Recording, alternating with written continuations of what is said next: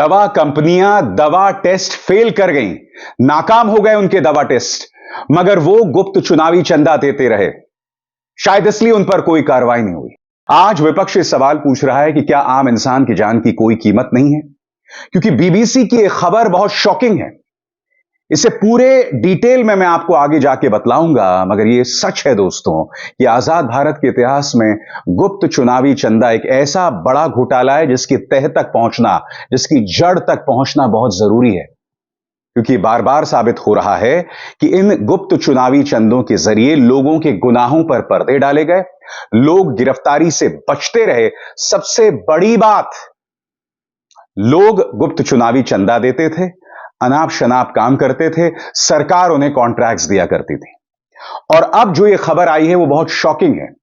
BBC की एक खबर कहती है कि कई जो कंपनियां थी, कई फार्मास्यूटिकल कंपनीज जो थी, वो दवा टेस्ट फेल कर गई थी, यानी कि उनकी दवा ठीक नहीं थी, मगर उन्होंने गुप्त चुनावी चंदे के जरिए 750 करोड़ रुपए दिए और उन पर कोई एक्शन नहीं हुआ।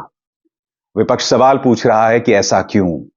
क्या इस देश में आम इंसान की जान की कोई कीमत नहीं है?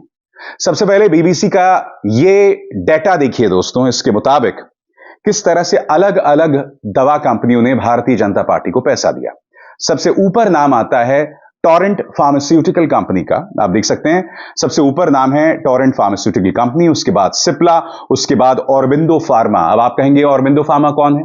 ऑरबिंदो फार्मा के जो डायरेक्टर थे शरद चंद्र रेड्डी, वो सरकारी गवाह बन गए हैं दिल्ली शराब घोटाले में। अब उनकी गवाही का इस्तेमाल किया जाएगा अरविंद केजरीवाल के खिलाफ। जी हां, इन्होंने भी करीब 50 करोड़ रुपए दिए थे भाजपा को। उसके बाद सन फार्मा लेबोरेटरीज और उसके बाद डॉक्टर रेड्डी लेबोरेटरीज। ये वो तमाम कंपनियां हैं जिन्होंने भाजपा को गुप्त चुनावी चंदा दिया। और इनकी क्या कारस्तानियां रही, आइए बीबीसी की इस रिपोर्ट की पड़ताल करते हैं, इसकी चर्चा करते हैं, जो निहायत ही शॉकिंग है, जो ये बतलाता है कि इस देश में आम इंसान की जान की कोई कीमत नहीं है। मैं आपको यह भी बतलाऊंगा कि इस मुद्दे पर पूर्व स्वास्थ्य सचिव का क्या कहना है। सबसे पहले बीबीसी की एक खबर आपके स्क्रीन पर। दवा टेस्ट में फेल वो फार्मा कंपनियां जिन्होंने खरीदे करोड़ों के इलेक्टोरल बॉन्ड्स। और अब मैं आपको बतलाने वाला हूं करीब 8 कंपनियां, उन्होंने कितने के इलेक्टोरल बॉन्ड्स खरीदे, उन पर क्या आरोप थे, एक एक करके। सबसे पहले दोस्तों हम बात करना चाहेंगे टोरेंट फार्मास्यूटिकल लिमिटेड।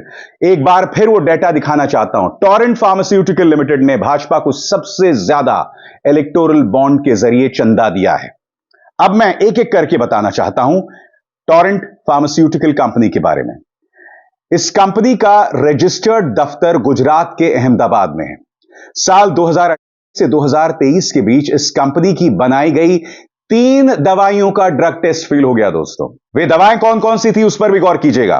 पहली दवाई डेप्लिट A50, निकोरन IV2 और लोपोमाइड। ये 3 दवाइयां टोरेंट फार्मास्यूटिकल लिमिटेड की फेल हो गईं। उसके बाद डेप्लिट A50 दिल का दौरा पड़ने से बचाती है और निकोरन IV2 दिल के कार्यभार को कम करती है।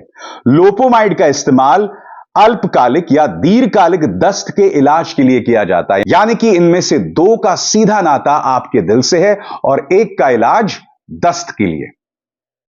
और ये तीनों कहीं ना कहीं बहुत ही संवेदनशील हैं। अब मैं आपको बताता हूं, इस कंपनी ने 7 मई 2019 और 10 जनवरी 2024 के बीच 77.5 करोड़ के इलेक्टोरल बॉन्ड्स खरीदे। इन 77.5 इलेक्टोरल बॉन्ड्स में से 61 करोड़ भारतीय जनता पार्टी को दिए गए।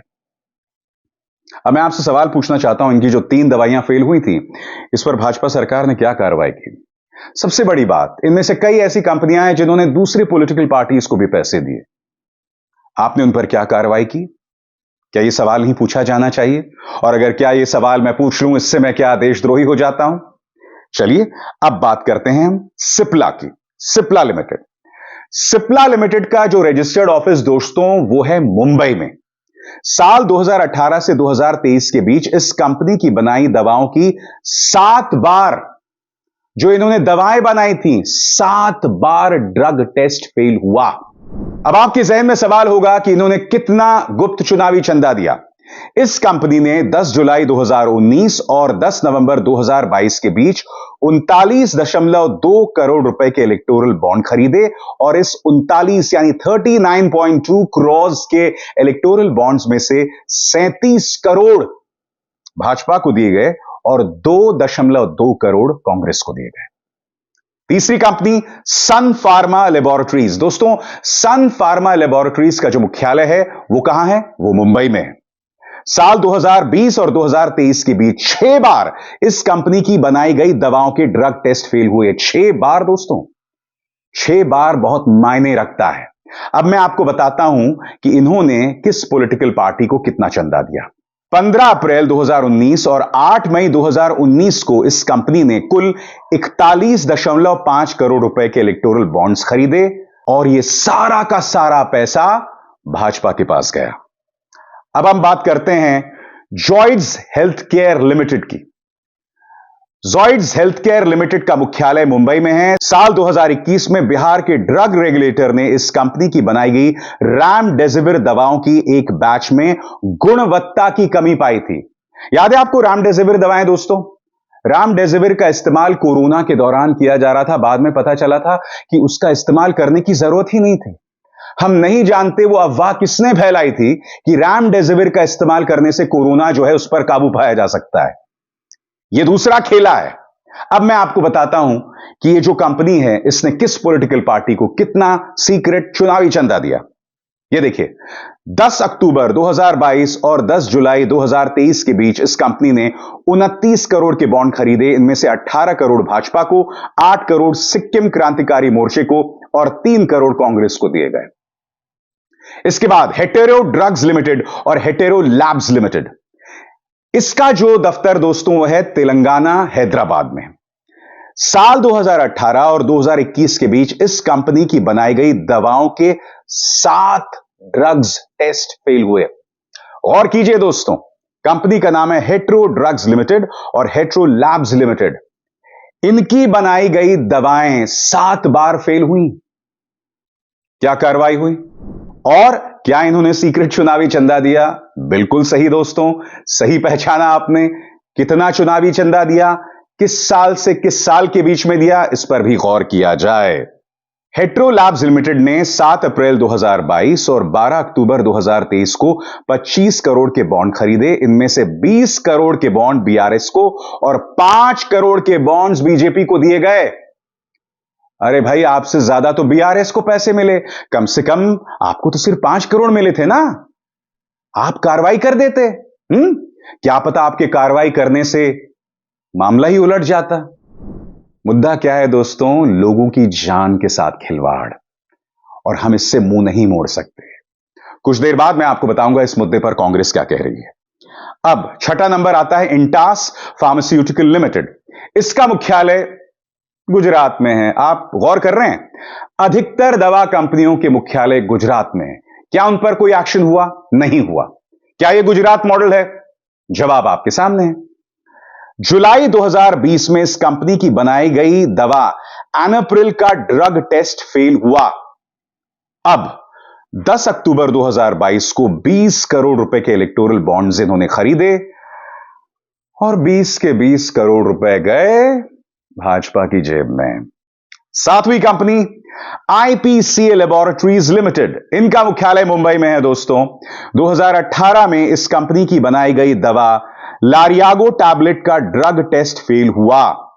इन्होंने 10 नवंबर 2022 और 5 अक्टूबर 2023 के बीच 13.5 करोड़ के बॉन्ड खरीदे और 13.5 करोड़ के बॉन्ड्स में से 10 करोड़ भाजपा की जेब में गए, 3.5 करोड़ सिक्किम क्रांतिकारी मोर्चा के पास गए।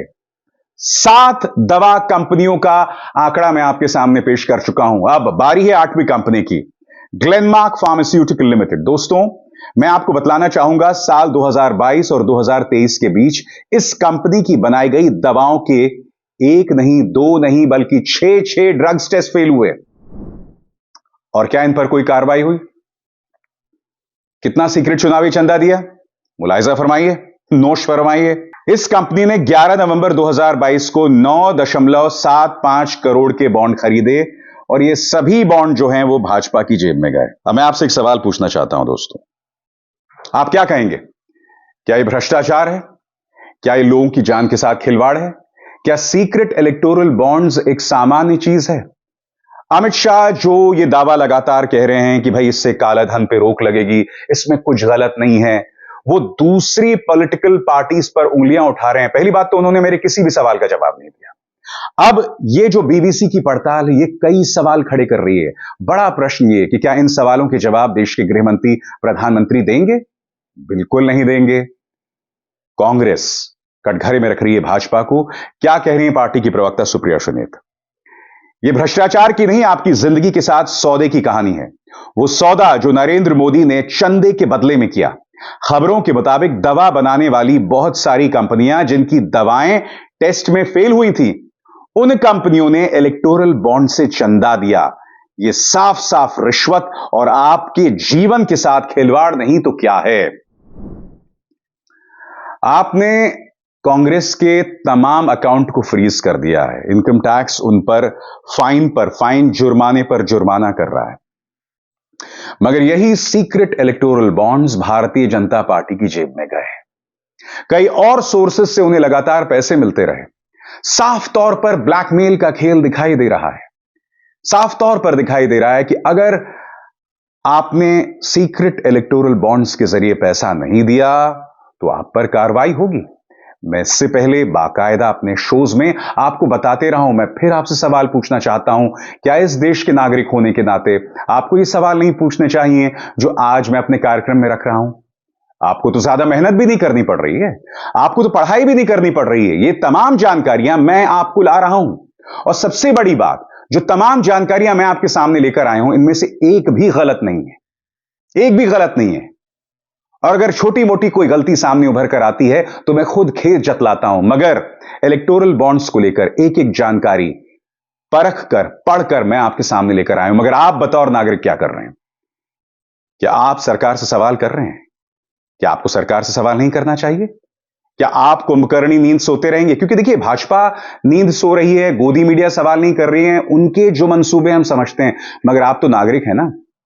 और यह खबर तो बहुत शॉकिंग है। मेरे ख्याल से गुप्त चुनावी चंदे को लेकर अब तक जितनी भी पड़ताल हुई है, बीबीसी की यह पड़ताल सबसे ज्यादा शॉकिंग है। इससे यह पता चलता है कि आम इंसान की जान की कोई कीमत नहीं है। और क्यों नहीं है मैं आपको बताता हूं। क्योंकि आपको धर्म का धतूरा चटा दिया गया है। आपको यह समझा दिया गया कि हिंदू खतरे में, जबकि आप जानते हैं हकीकत क्या है। पढ़िए, लिखिए, सुनिए, रिएक्ट कीजिए, एक जिम्मेदार नागरिक बनिए। क्योंकि जब इन दवाई कंपनियों के टेस्ट फेल हो जाते हैं और फिर ये बच के निकल जाते हैं, तो इसका अर्थ क्या हुआ? इसका अर्थ यह हुआ कि आपके जान की कीमत उतनी नहीं है जिसके बारे में अक्सर कहा जाता है। मेरी बात अगर बुरी लगी हो तो इसमें मेरा दोष नहीं है, दोष आपका है। अभिसार शर्मा को दीजिए इजाजत। नमस्कार। स्वतंत्र और आजाद पत्रकारिता का समर्थन कीजिए, सच में मेरा साथी बनिए। बहुत आसान है दोस्तों, इस ज्वाइन बटन को दबाइए और आपके सामने आएंगे ये 3 विकल्प। इनमें से एक चुनिए और सच के इस सफर में मेरा साथी बनिए।